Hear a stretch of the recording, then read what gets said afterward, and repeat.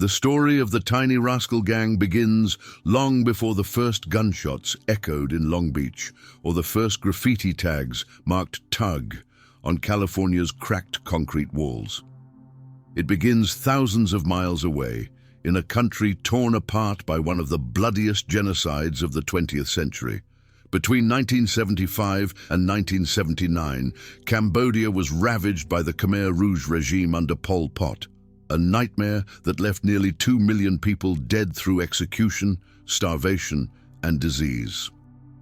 Those who survived fled through jungles and minefields, carrying nothing but trauma and loss. Many ended up in refugee camps along the Thai border, where life was measured in hunger and fear. From there, thousands were resettled in the United States under humanitarian programs. They were promised safety. What they found instead was an alien world, one that demanded assimilation without understanding. When Cambodian families began arriving in the 1980s, they were placed in the poorest neighborhoods of Southern California, Long Beach, Stockton, Fresno, communities already scarred by poverty, racism, and gang warfare. Parents who had survived war suddenly faced another kind of battlefield, streets dominated by African American and Latino gangs that ruled with fear and hierarchy. Most Cambodian adults didn't speak English. Many worked 2 jobs in sweatshops or as janitors, struggling to survive while their children wandered unsupervised through a country that saw them as outsiders. These young refugees, many born in war camps or arriving in the US as toddlers, carried invisible wounds. They had seen death, displacement, and the destruction of family. In American schools, they were bullied for their accents, for their small stature, for their silence.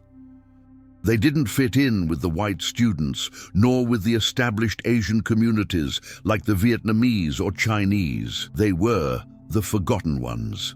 By the mid-1980s, in the streets of Long Beach, a group of Cambodian teenagers decided they would no longer be victims. What started as a loose crew of friends defending each other against rival groups quickly took form. They called themselves the Tiny Rascals, a name that sounded almost childish, ironic even, but beneath the humor was a declaration of identity. "We may be small," one early member reportedly said, "but we're not afraid of anyone." That defiance became their foundation. They began using graffiti tags, TRG, as territorial marks, and soon their presence could be seen across alley walls, abandoned buildings, and schoolyards. For many of them, it wasn't about money or crime at first. It was about belonging, about being seen in the eyes of the system that ignored them and the society that pushed them aside. The Tiny Rascal Gang was their way of saying, "We exist." But survival on the streets demanded more than pride. Long Beach at the time was a cauldron of tension, home to the Bloods, Crips, Mexican gangs, and Vietnamese groups who all fought for control. When the Tiny Rascals refused to back down, violence followed. Street fights escalated into knife attacks, then into gun battles. Many of these teenagers had grown up around violence. The sound of gunfire didn't scare them. It was familiar. Slowly, their mindset shifted from defense to domination. The TRG began recruiting aggressively, expanding their ranks through schools and neighborhoods. They were young, angry, and fearless. Some were only 13 or 14 years old, already carrying firearms. By 1987, police reports in Long Beach listed the Tiny Rascal Gang among the most rapidly growing youth gangs in the area. Within a few years, they weren't just a Cambodian gang, they were a movement spreading across California's urban map. What made the TRG different was how organized it became despite its chaotic beginnings.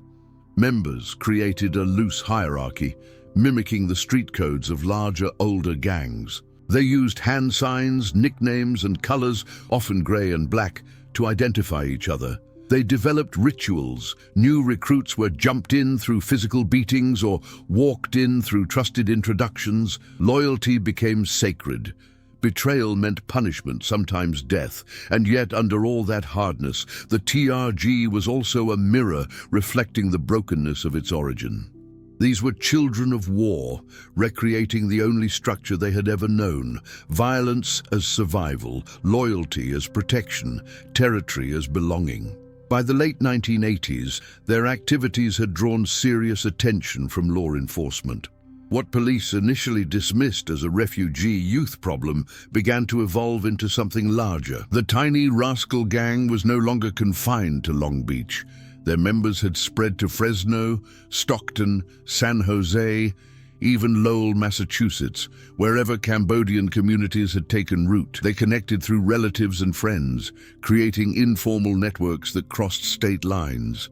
To outsiders, they were invisible, just another group of immigrant kids hanging around convenience stores or apartment complexes. But inside, the TRG had already begun to develop the discipline, violence, and reach that would later make it one of America's most feared Asian street gangs. As the gang grew, so did the tragedy. Families who had escaped war now faced another kind of loss.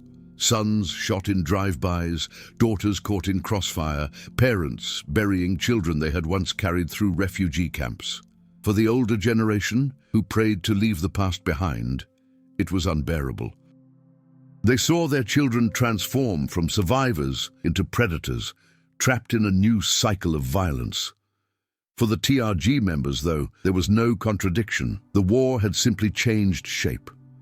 The enemy no longer wore uniforms. It wore different colors, different flags, different neighborhoods. The battlefield was now America. The story of how the Tiny Rascal Gang emerged from refugee despair is not one of simple criminality. It is a story of trauma translated into identity, of forgotten youth carving power out of invisibility. Their rise was not planned. It was a reaction, a scream born from silence. In those early years, when Long Beach police officers chased graffiti artists and fistfights down narrow alleys, few could imagine that this small, angry group of Cambodian teenagers would become a national network, feared from California to Massachusetts. Yet that's precisely what would happen next, as the Tiny Rascal Gang transformed from a survival pact into a symbol of defiance, loyalty, and violence that would redefine America's understanding of Asian street crime for decades to come. By the late 1980s, the Tiny Rascal Gang was no longer just a rumor whispered among school halls or graffiti tags fading on concrete. It had become a name spoken with fear and curiosity. The TRG, born from refugee despair, had begun to evolve into something larger, more structured, and infinitely more dangerous. But to understand how that transformation happened, we need to return to the streets of Long Beach, where identity, violence, and pride intertwined like the tangled wires above the city's alleys. In those neighborhoods, being Cambodian meant being invisible. The city's gangs, the Bloods, the Crips, the Mexican sets, all had reputations built over years of turf wars and survival. Cambodian youth were newcomers, often outnumbered, and constantly disrespected. They treated us like we didn't belong anywhere, one former TRG member recalled years later in an interview. So we built something that was ours. That need, not for money but for belonging, was the spark that turned friends into soldiers. The TRG's early leaders, most of them no older than 18, began shaping the group with a sense of brotherhood that felt almost military. They created rules: loyalty above all, silence before betrayal, retaliation before forgiveness. The name itself, Tiny Rascal Gang, carried irony and defiance. Tiny spoke to their size and origin, a reference to how others saw them: small, weak, unimportant. Rascal, however, was their rebellion, mischievous, uncontrollable, refusing submission. It was a statement: we are underestimated, and that's our power. Members wore the name like armor, a way of mocking their enemies and their past. Within a few short years, that phrase, once scribbled on school notebooks, became a symbol feared across Southern California.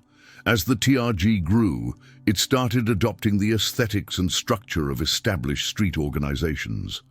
Graffiti was no longer random. It became coded, territorial. Hand signs were developed, tattoos began marking loyalty. The gang's colors, typically grey or black, symbolized neutrality and death. Grey meant no allegiance to traditional color wars like Bloods or Crips. Black represented power, mystery, and mourning, a reminder of what they had lost as refugees. Every symbol, every gesture carried meaning. Even their walk, the way they tilted their hats, the music they blasted, all of it became part of a new Cambodian American identity, forged not in classrooms or temples, but in alleyways and housing projects. Initiation was brutal. To join the Tiny Rascals, one had to prove heart. The jump-in, a ritual beating by several members, tested endurance and loyalty. Some endured 30 seconds of punches and kicks. Others had to survive longer, depending on their reputation. There were other paths, like being walked in by someone trusted, a sign that you'd already earned respect. For women, the path was even harsher. Some formed their own subset. The Tiny Rascal Gang, TRG, an offshoot that mirrored the men's loyalty and violence. They carried weapons, fought in street battles, and earned their place through the same code of blood and silence. What began as protection soon turned into ambition. The TRG's hierarchy was loose but effective. Big homies led local sets, while younger members executed orders and carried out street work. They used pages, coded messages, and slang to communicate. Meetings, sometimes called hood sessions, were held in garages, parks, or abandoned apartments. There, members planned retaliation, recruited new blood, and celebrated their identity. It was like family, one ex-member said in a 1999 documentary. We didn't have fathers, uncles, or brothers. TRG was all of that, but like every family built on pain, violence became its language. In 1989, tensions between the Tiny Rascals and rival groups, including the Vietnamese gang that would later become known as the Asian Boys, exploded. What had begun as small fights turned into full-scale wars involving firearms and drive-by shootings.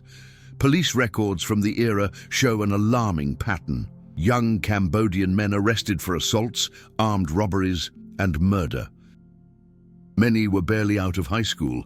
The Asian gang wars of the early 1990s were some of the bloodiest inter-gang conflicts California had seen, and TRG was at the center of it. In Long Beach, neighborhoods became war zones. Streets that had once echoed with kids playing basketball now rang with gunfire. Retaliation was swift and merciless. If a TRG member was shot, another gang's member would be dead by the end of the week. The cycle never stopped. We didn't care about dying, said another member years later. Most of us thought we'd never live past 21 anyway. That fatalism, born from the trauma of war and reinforced by the hopelessness of poverty, became part of TRG's psychology. Violence wasn't just an act, it was identity, communication, and control. Yet amid the chaos, TRG also became a symbol of empowerment for some Cambodian youth. For the first time, they weren't invisible. They were feared, recognized, respected, even if through terror. Their graffiti-covered walls across Southern California, their presence extended into schools and nightclubs, and their legend spread through whispers and police reports. For a generation that had been voiceless, TRG became a brutal kind of voice. The late 1980s and early 1990s marked the gang's consolidation. Law enforcement noticed that TRG was unlike any other group they had encountered. They were unpredictable, not bound by racial alliances or old codes. They could be friendly with Latino gangs one week and shooting at them the next. Their motives were personal, not territorial. Their operations spread like wildfire, forming cells in Fresno, Stockton, and beyond. Each set was semi-independent, but united by the same initials, the same creed. Behind every member, however, was the same unhealed wound. Most came from broken refugee families, where fathers were absent or dead, mothers worked double shifts, and trauma went untreated. The TRG became both shield and prison, a brotherhood built to protect its members from the outside world, but one that ultimately devoured them from within. Every initiation scar, every tattoo, every night spent running from police deepened their sense of belonging. They were no longer the children of war. They were its reincarnation, shaped by a different battlefield. By 1991, the Tiny Rascal Gang had become the largest Asian American street gang in the United States, with an estimated membership of over 10,000 spread across multiple states. The transformation was complete. What started as a handful of frightened Cambodian teenagers defending each other in Long Beach had become a criminal network with influence stretching coast to coast. The TRG had built its identity, not through culture or tradition, but through defiance, pain, and power. The birth of the Tiny Rascal Gang was not just the creation of a criminal group. It was the creation of a symbol of what happens when trauma, exclusion, and desperation meet opportunity. It was the story of a community's forgotten children rewriting the rules of survival. And while law enforcement began to take notice, the TRG was only getting started. The wars that followed would turn their name into legend and stain it with blood. By the early 1990s, the streets of California had become an invisible battlefield few outsiders understood. Beneath the surface of suburban neighborhoods and strip mall parking lots, a silent war raged. One that wasn't fought for ideology or politics, but for respect, survival, and identity. The Tiny Rascal Gang, now thousands strong, was at the heart of it.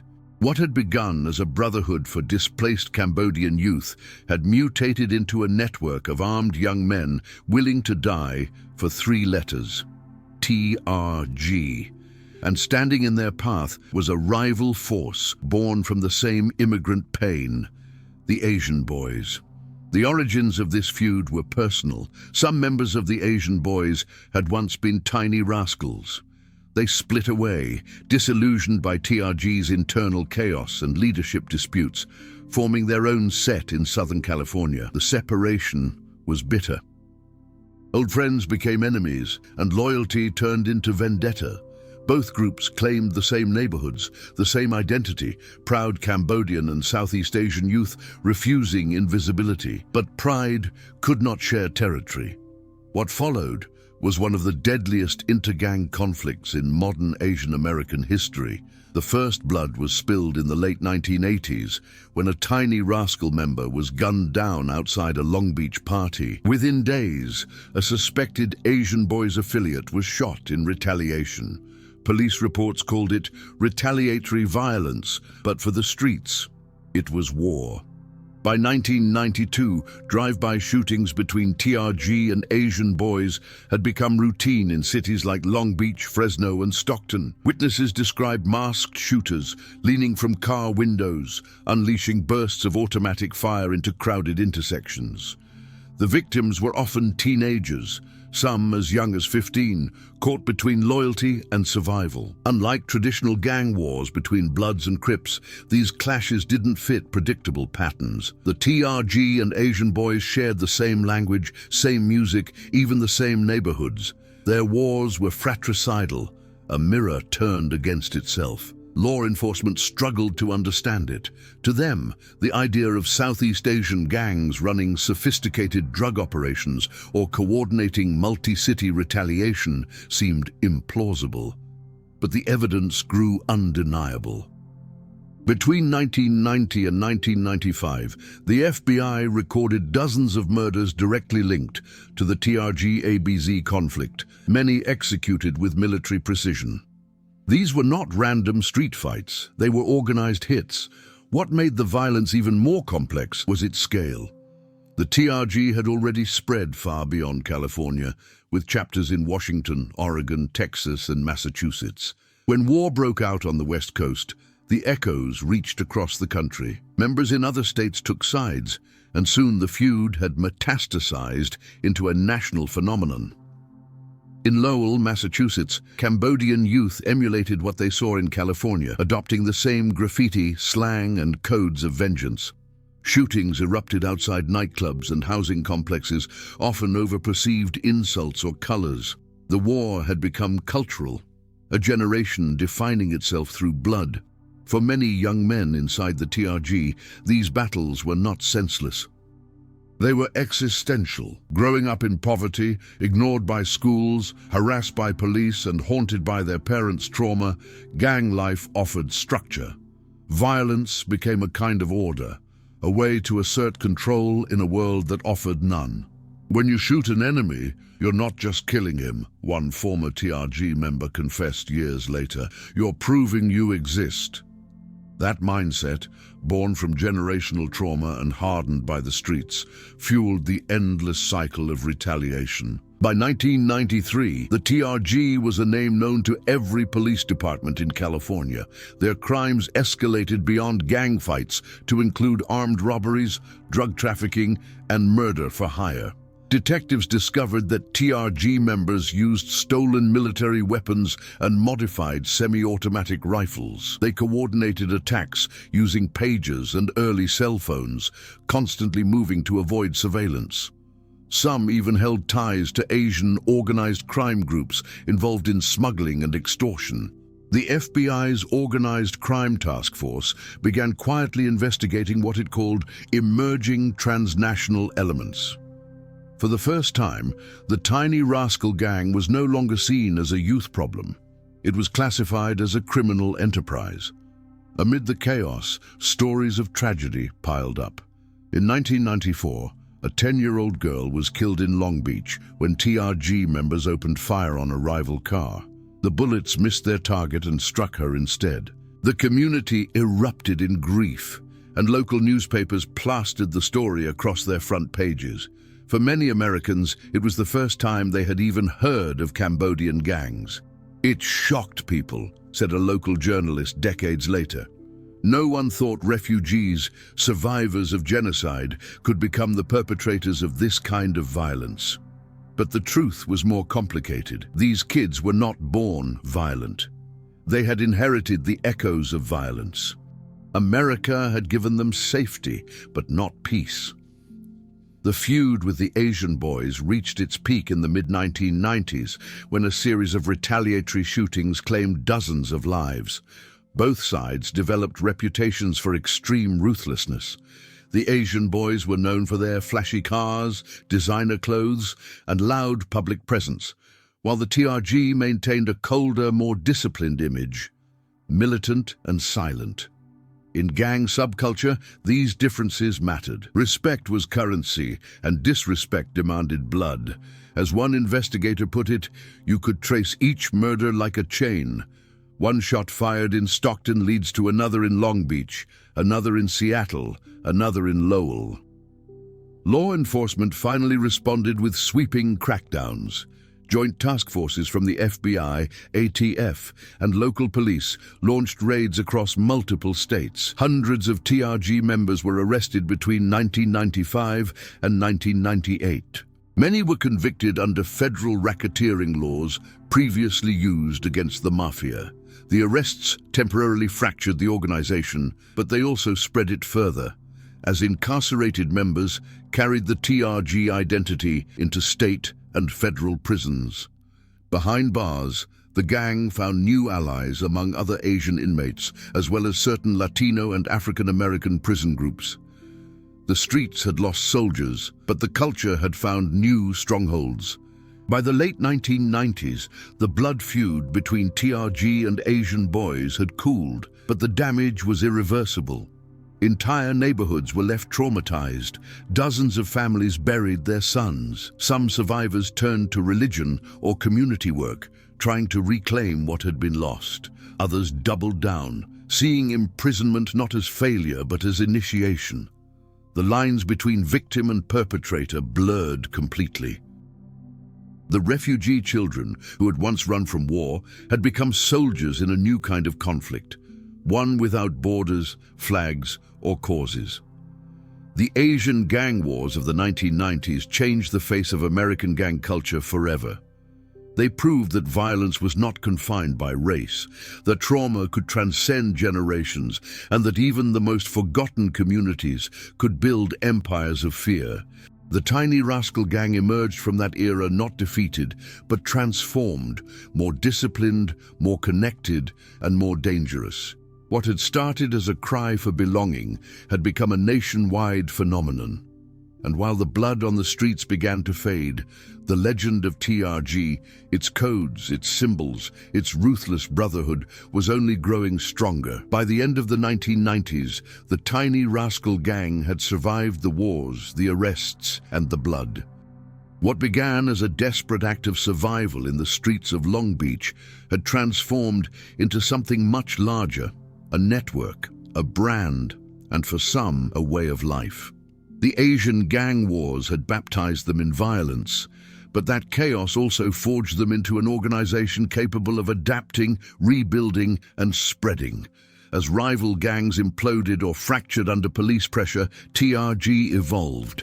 Its core philosophy was simple: survive, spread, and stay loyal. That mindset turned what was once a local street gang into one of the most far-reaching Asian American criminal organizations in US history. The seeds of expansion were planted early.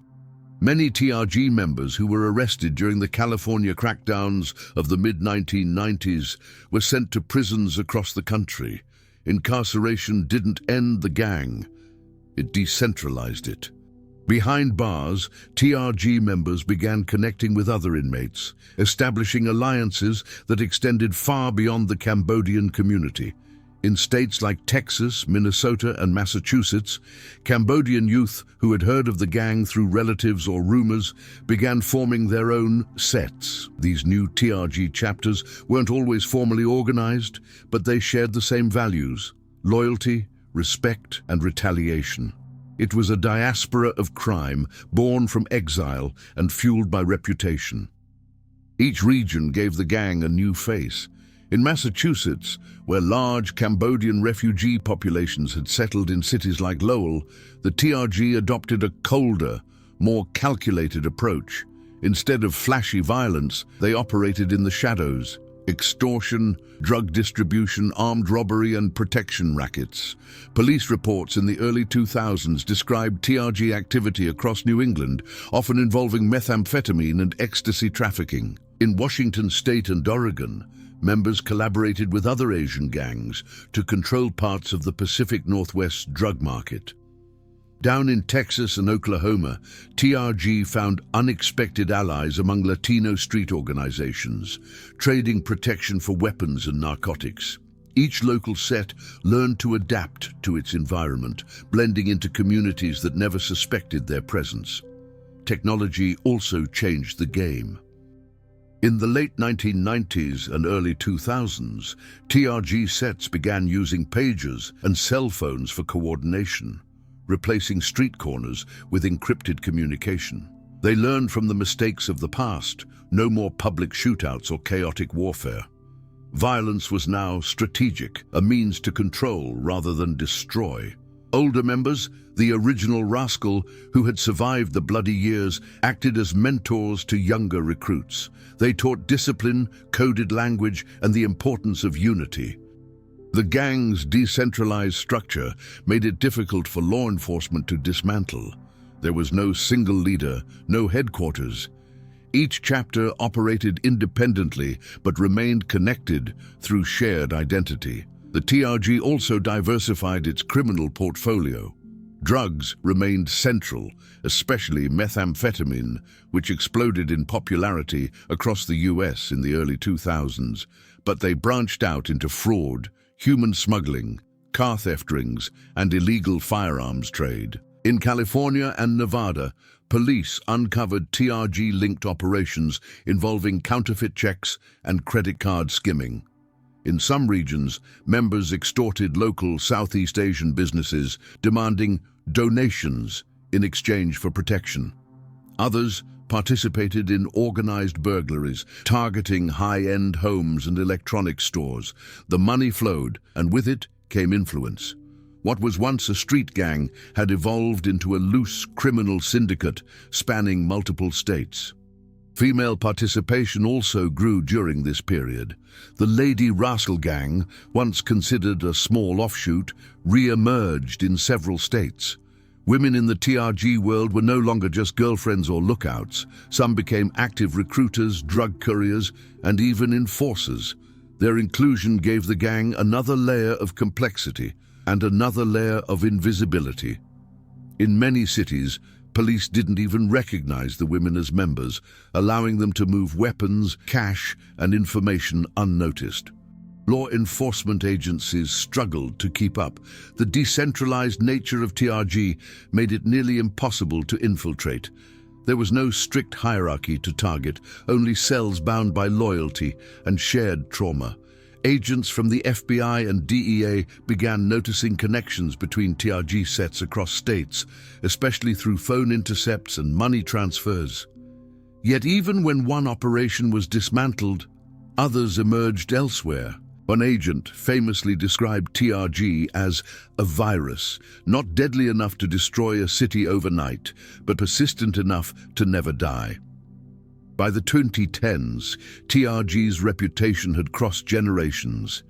Many of the original members had either died, been deported, or aged out of gang life. But the mythology they created, the legend of the Cambodian kids who turned fear into power, continued to inspire new recruits. Some joined out of loyalty to family members, others for protection, and some simply for the name. "Where I come from," said a young member from Minnesota in a 2016 interview, "TRG isn't just a gang. It's history. It's who we are." The name carried weight. And in the underworld, weight meant survival. The TRG's empire wasn't about one leader or one city. It was about a shared story that transcended geography, a network bound by trauma, identity, and adaptation. Its members had learned to evolve faster than law enforcement could track. In some cities, they appeared dormant for years, only to resurface during major drug busts or violent altercations. Even deportations didn't erase them. Some TRG members, sent back to Cambodia after serving US prison time, began organizing new criminal networks in Phnom Penh and Phnom Sruok, connecting with local gangs and drug traffickers. What began as an American street phenomenon had now come full circle, spreading influence back to the land that had once exiled them.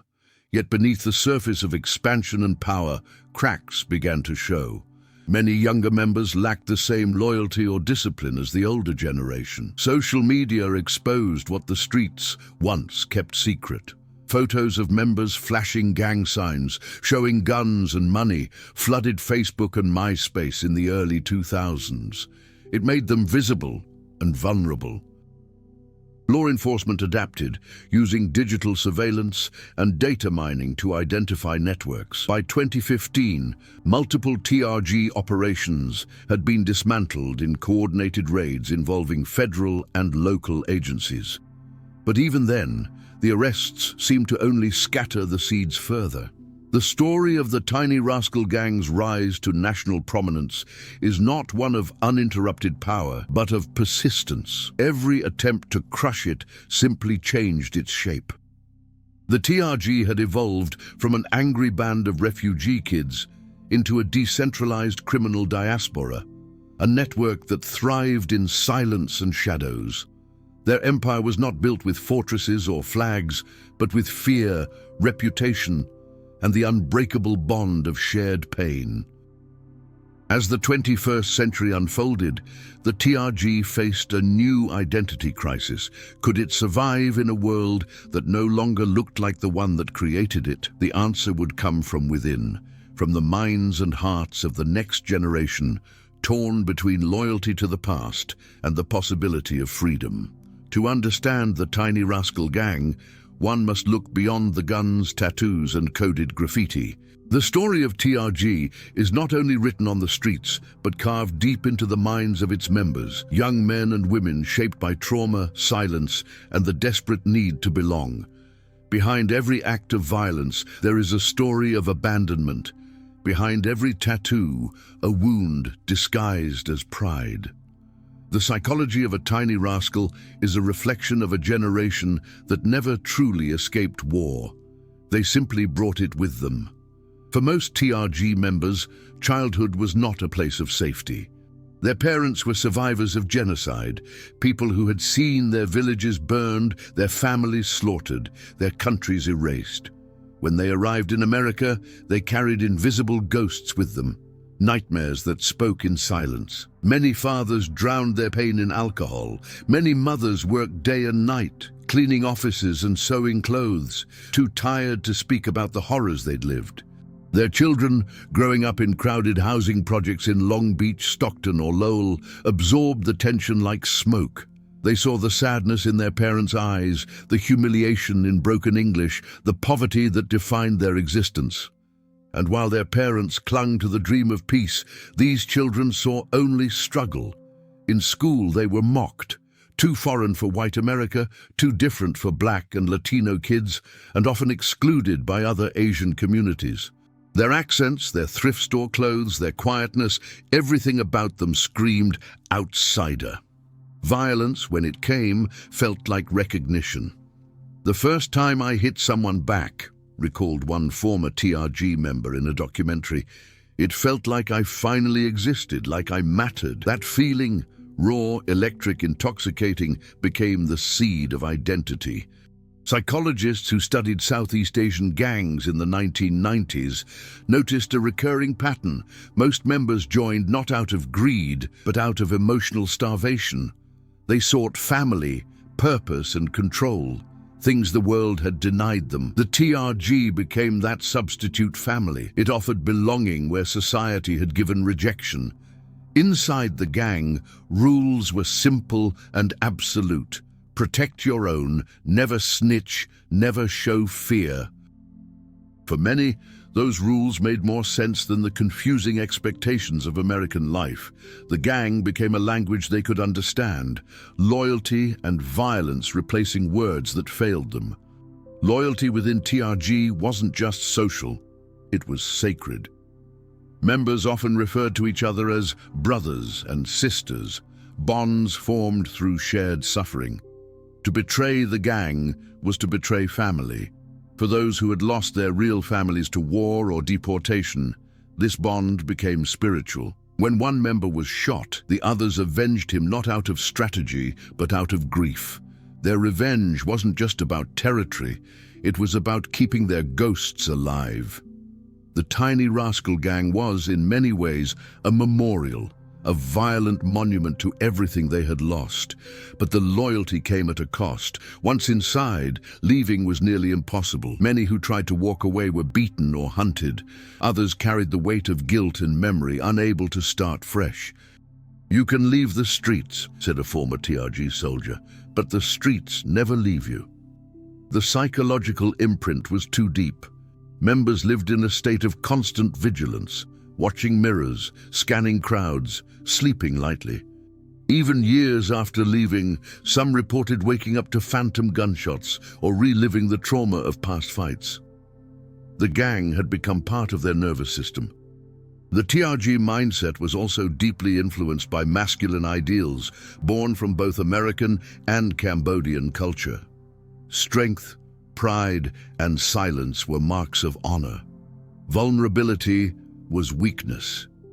Many of these young men had grown up without fathers or male role models, so the gang became a surrogate, older members teaching them how to fight, how to handle weapons, how to intimidate.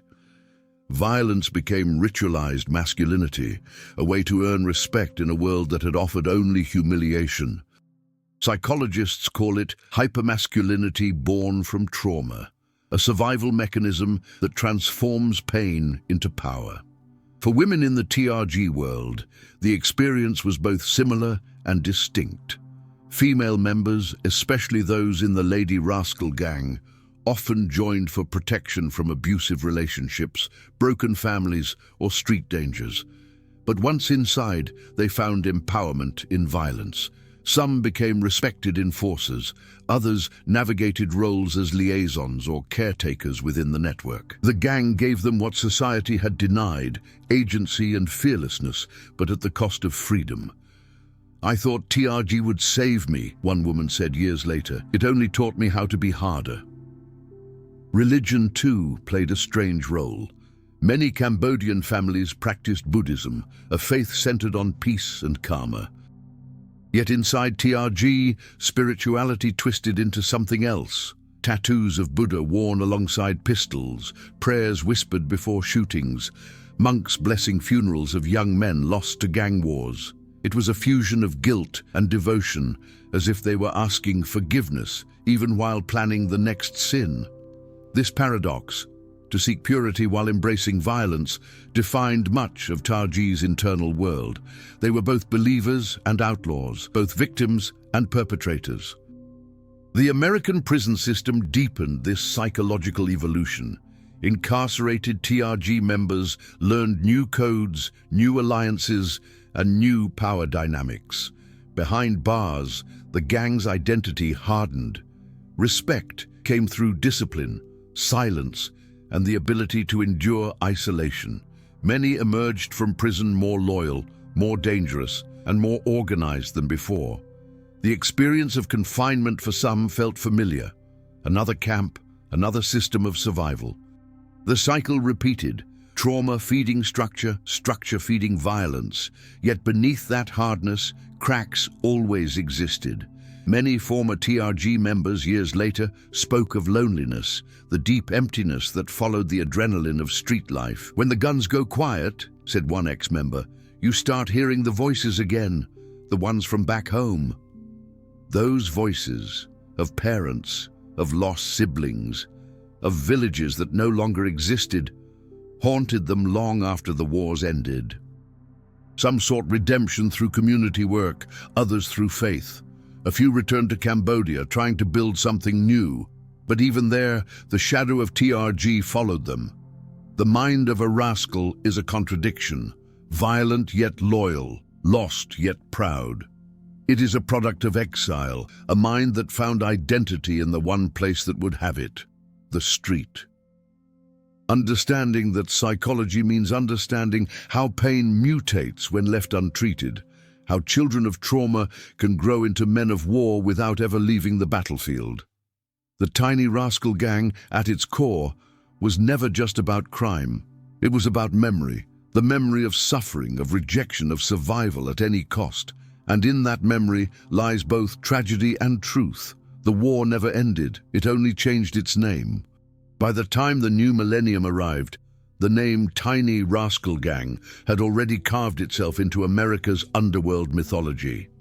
From California's bullet-ridden alleys to Massachusetts' gray brick neighborhoods, the letters TRG had become synonymous with a strange kind of ghost. Never fully seen, never entirely gone, but empires built on trauma rarely last forever.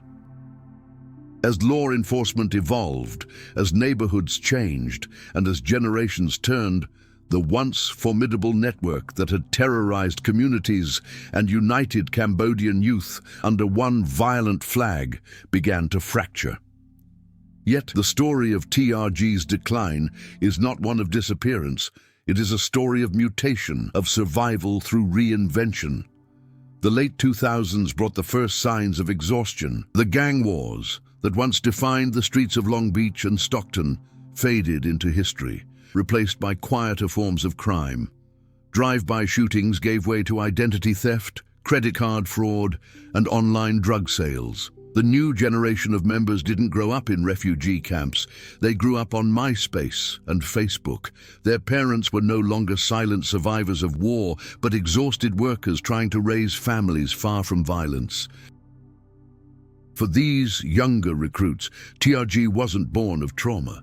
It was born of legacy. The gang had become folklore, a myth passed down by older brothers, uncles or cousins who had once ruled the streets. It wasn't about survival anymore, said a young member from Washington State in 2015. It was about respect, about keeping the name alive.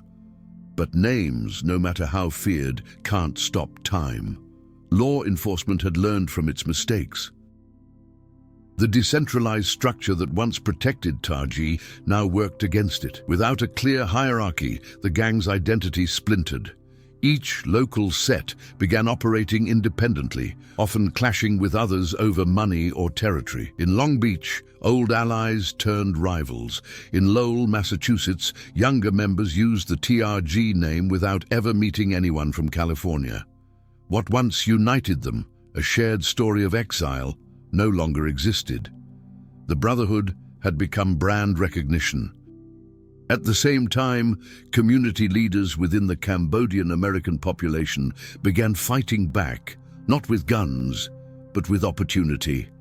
Non-profit organizations, often led by former gang members, created outreach programs to prevent youth recruitment. Churches and temples opened their doors to the lost sons of TRG, offering what the streets never could: forgiveness. Cities like Long Beach launched Safe Streets initiatives that paired police with local elders fluent in Khmer, bridging decades of mistrust. Slowly, the culture of silence that had protected TRG began to crumble. Parents who once looked away started speaking up. The cycle of fear was breaking. Still, the TRG's story was far from over. For every member who walked away, another entered the system. Deportations became one of the gang's most haunting chapters. Under U.S. immigration law, any non-citizen convicted of a felony, even one committed decades earlier, could be deported. Many TRG members, who had never obtained full citizenship despite growing up in America, found themselves handcuffed and flown to Cambodia, a country they barely remembered. In Phnom Penh and Battambang, they arrived as strangers in their parents' homeland, unable to speak the language fluently, alienated from both cultures. Some tried to rebuild their lives. Others, carrying their gang identity like a badge of survival, began to reorganize. Within a few years, Cambodian authorities reported the emergence of small criminal groups operating with American methods: tattoos, slang, even graffiti, the ghost of TRG reborn on the other side of the Pacific.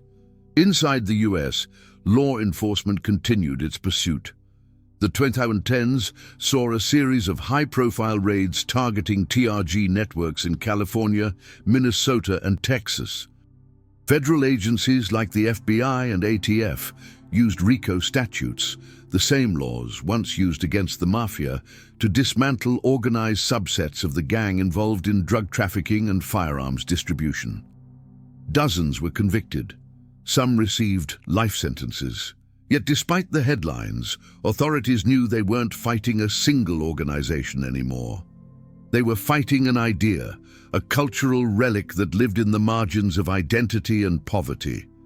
For many of its surviving members, the decline of TRG became a moment of reflection. Older rascals, now in their 40s and 50s, looked back with a mixture of pride and regret. They spoke of the gang as both curse and sanctuary, a force that had saved them from loneliness but stolen everything else. Some, scarred and tattooed, began mentoring younger Cambodians, warning them that the path they once walked only led to loss.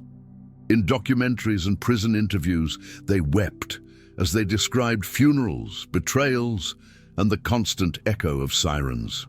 "We thought we were building something," one said quietly, "but we were just repeating the past."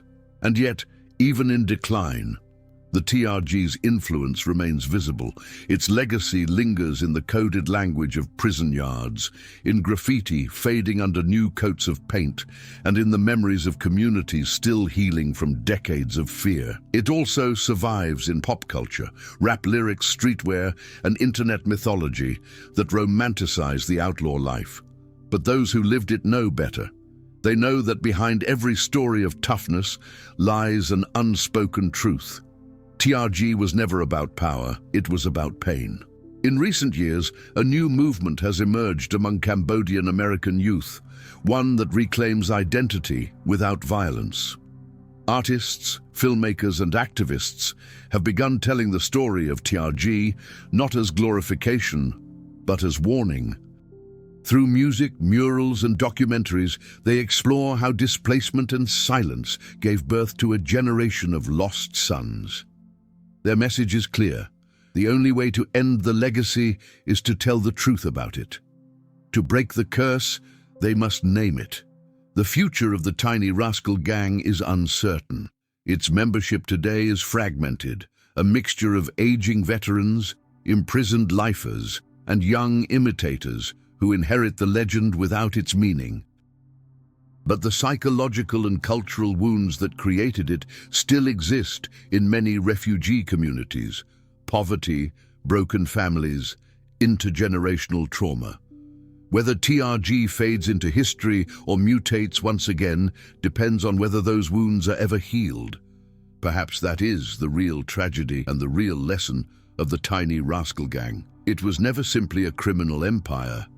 It was a mirror held up to a society that welcomed refugees with open arms but never offered them understanding. The TRG was born from silence and fed by neglect. Its decline, then, is not just the story of a gang losing power, but of a community reclaiming its voice. In the end, the Tiny Rascal Gang remains a haunting paradox, a network forged in violence that longed for belonging, a brotherhood born of war that found itself in another battlefield. Its future will not be decided by guns or police, but by memory, by whether the next generation chooses to remember the pain that made their fathers rascals or the resilience that might make them free. If this story moved you, don't just scroll away. Hit subscribe and join our community of truth seekers. Every week we uncover the hidden histories, untold wars, and human stories the world tries to forget. Your support keeps these voices alive and this channel growing. Turn on notifications, leave your thoughts in the comments, and share this episode with someone who needs to understand the truth behind the headlines. Because here, the past never